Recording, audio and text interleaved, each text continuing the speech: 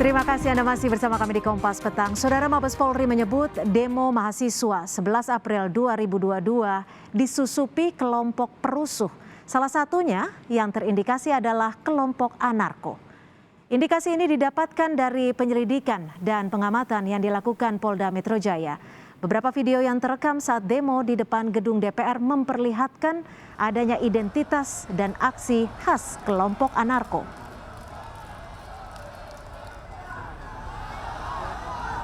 Tapi dalam setiap demo pada kenyataannya selalu ada yang disusupi oleh orang-orang dalam tanda kutip yang tidak bertanggung jawab.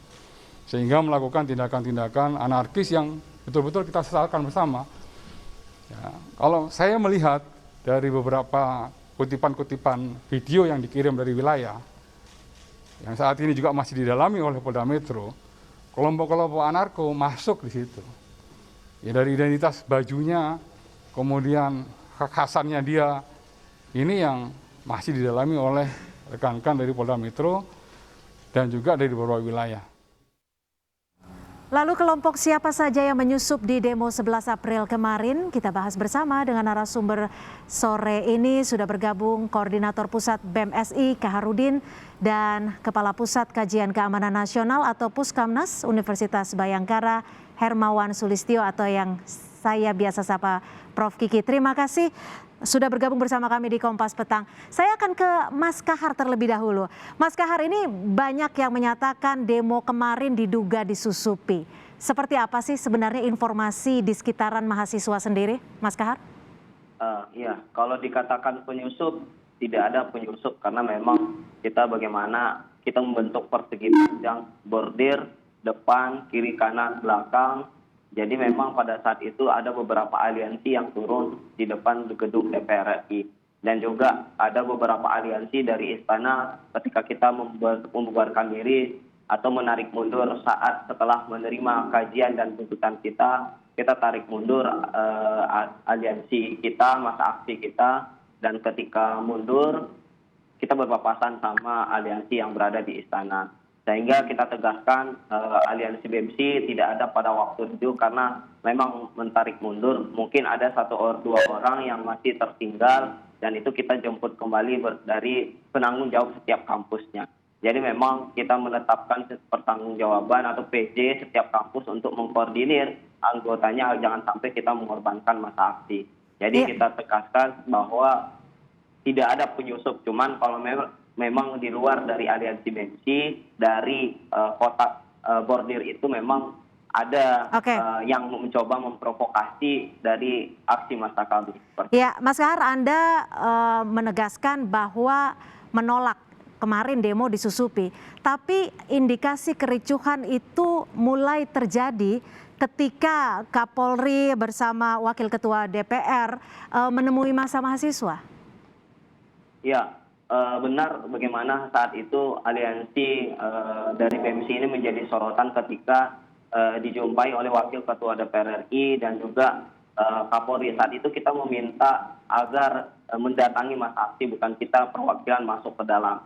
Dan itu diterima dan akhirnya naik di mobil komando. Jadi ada beberapa aliansi lain, jadi ada gerbang kiri dan gerbang kanan. Saat itu ada juga aksi massa di gerbang kanan. Ketika dijumpai, ketika saat itu juga menjadi sorotan itu ke arah mobil komando dari aliansi BEM-SI. Jadi memang terfokus ke sana. Dan mulailah terjadi provokasi di sana di saat kita menyampaikan aspirasi, kajian, dan tuntutan kita. Dan itu memang menjadi bordir saat itu dari atas bisa dilihat mahasiswa menjadi pembatas antara aliansi-aliansi agar tidak terjadi kericuhan dan sehingga diprovokasi saat di lapangan. Oke, saya ke Prof. Kiki terlebih dahulu. Prof. Kiki, ini massa BEM-SI menolak disebut ada penyusup, tapi provokator mungkin ya. Kalau Prof. Kiki melihatnya gimana? Karena polisi juga sudah menegaskan bahwa memang ada kelompok anarko diduga menyusup. Analisa Anda, Prof. Kiki? Begini ya, demo itu ada satu faktor penyebab. Lalu ada triggering faktor pemicu. Nah, kita bicara penyebab atau pemicu. Nah, yang disampaikan Kahar itu tipe demo alegori. Tipe demo alegoris adalah demo yang teratur, rapi, terpisah. Dan di Indonesia tidak pernah ada demo alegoris kecuali waktu tahun 98 sebagian kelompok KSMG dan itu melakukan demo-demo alegoris pada awalnya sehingga tidak ada kekerasan di lapangan, tetapi malah digebuki oleh aparat. Nah, pada kasus kemarin itu maunya demo alegoris, tetapi klaim demo bahwa ini tuntutan rakyat, itu bisa memancing siapapun, saya yang lain termasuk Ade Armando untuk datang. Nah, kalau untuk datang, sekarang masalahnya jadi tanggung jawabnya siapa? Gitu. Kalau harusnya dari awal bilang kami mengundang, kami melakukan sendiri. Sehingga jelas kalau ada kejadian kekerasan seperti terhadap Ade Armando itu. Ya, Prof. Kiki, tapi kan untuk demo tanggal 11 April kemarin bisa dikatakan persiapannya sudah cukup matang, direncanakan sudah cukup baik, tapi ternyata berujung juga ricuh. Analisa Anda, apakah ini memang cara berdemonya yang salah dalam memberikan aspirasi atau menyuarakan pendapat? Kalau kita ngomong itu yang menyusupi dalam tanda petik, saya pakai istilah polisi lah, itu menyusupi atau menumpang atau menunggangi atau bergabung apapun istilahnya, itu pasti lebih pintar. Kenapa? Mereka mantan aparat kok. Kita semua tahu siapa yang suka demo, nyuruh demo, ketangkep. Kenapa? Ada pendemo kemarin yang bukan mahasiswa, dia bawa selongsong peluru. Apa maksudnya? Maksudnya udah pasti kami ditembaki, Untung Kapolrinya bilang sejak awal bahwa humanis, tidak usah bawa senjata segala macam. Tapi akibatnya apa? Polisinya jadi korban. Ya. 6 orang korban masuk rumah Ya, bisa sakit. dikatakan berlangsungnya tidak humanis. Mas Kahar, tanggapi boleh? Enggak juga, enggak. Mbak kalau tahu cara penanganan dari Scotland Yard, New Scotland Yard di Inggris, itu brutal. Polisi brutal, nembak. Di Amerika apalagi ditembak. Ya, coba kita kembali ke Mas Kahar. Gimana Anda menanggapinya? Karena bisa dikatakan ini tidak humanis hasil dari unjuk rasa kemarin. Mas Kahar, silakan. Kita tetap pada substansi kita, yakni tuntutan dan kajian kita, itu tersampaikan. Itu pertama menjadi goals kita. Untuk kerusuhan, kericuhan, itu bukanlah menjadi tujuan utama dari demonstrasi pada tanggal 11 April 2022. Sebagaimana yang disampaikan tadi, kita memang menyuruhkan bagaimana tanggal 11 April ini kita mengajak aliansi mahasiswa untuk bergabung di gerakan pada tanggal 11 April 2022. Baik itu aliansi mahasiswa jurusan, aliansi fakultas ataupun universitas. Karena memang untuk agar menjaga jangan sampai terjadinya kericuan dan kerusuhan, kita perlu penanggung jawab setiap kampus atau setiap aliansi sehingga terakomodir sehingga kita mudah tracking atau mendata ini kelompok mana, sehingga nanti ketika pertanggungjawaban di lapangan nanti jangan sampai terjadinya kerusuhan atau kericuhan. Jadi memang juga. Tapi apakah itu diaplikasikan dan juga diterapkan saat kemarin melakukan unjuk rasa di lapangan? Ya, sampai saat ini setiap penanggung jawab setiap kampus itu bertanggung jawab untuk memastikan anggotanya itu sampai pulang ke rumah atau kosannya masing-masing seperti itu. Dan dari koordinator lapangan dari yang aksi pada tanggal 11 April 2022 itu sudah juga bergerak untuk kawan-kawan mungkin yang tertinggal ada 6 orang dan sampai pagi tadi alhamdulillah udah lepas seperti itu. Artinya BMSI sendiri memastikan siapa-siapa saja yang mengikuti aksi unjuk rasa itu? Ya, untuk yang tergabung karena memang saat tanggal 11 April ini kan banyak aliansi yang turun baik itu dari elemen dari mahasiswa ataupun lain sebagainya. Namun aliansi BMC itu di DPR RI dan berada komunikasi yang berada dalam kelompok kita buat bordirnya itu yang persegi panjang itu, di dalamnya itu adalah aliansi BMC. Di luar dari situ kita tidak tahu dari mana elemennya, dan tentunya pertanggungjawabannya lebih mudah adalah ketika berada dalam koridor. Jadi memang kita satu komando instruksi Siap. di lapangan. Saya ke Prof Kiki. Prof Kiki, kemarin kan sudah diindikasikan jangan sampai ada pendemo, tapi ternyata jangan sampai ada penyusup, tapi nyatanya ada lagi gitu. Motifnya apa sih, Prof, sebenarnya penyusup ini? Ya, kalau saya punya motif politik, bikin demo sendiri kan mahal. Ini anak-anak mahasiswa bergerak. Ya udah numpang aja, gampang kan. Nah,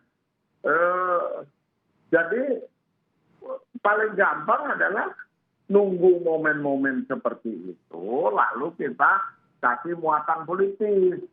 Itu selalu begitu polanya. Kenapa? Numpang dalam artian untuk memecah belah atau justru menimbulkan aksi anarkistis? Ya, tergantung, kan tadi udah disebut banyak kelompoknya, banyak kelompok. Kalau ada yang disebut dari foto-foto, dari video anak-anak yang bisa yang jadi anggotanya anarko misalnya. Kelompok yang mendirikan anarko itu anak aktivis kelompok studi yang nggak pernah demo kok. Apakah ini mengartikan analisa Anda bahwa penyusup-penyusup ini berada ataupun berasal dari kelompok yang sama, seperti yang terjadi pada demo-demo sebelumnya? Iya, Mbak. Kenapa? Pembakaran pos di Pejompongan itu jam 7 malam. Tidak ada orang yang kuat demo dari jam 10 pagi sampai jam 10 malam terus bakar pos polisi, itu nggak ada. Saya ini atlet. Nggak kuat kok demo 5 jam lempar-lempar terus bakar. Jadi dari sisi energi juga sudah tidak tercukupi, Prof. Tapi kalau memang ternyata sama pelakunya atau kelompoknya sama, seharusnya sudah bisa diantisipasi dong dari pihak kepolisian atau dari pihak penyelenggara unjuk rasa.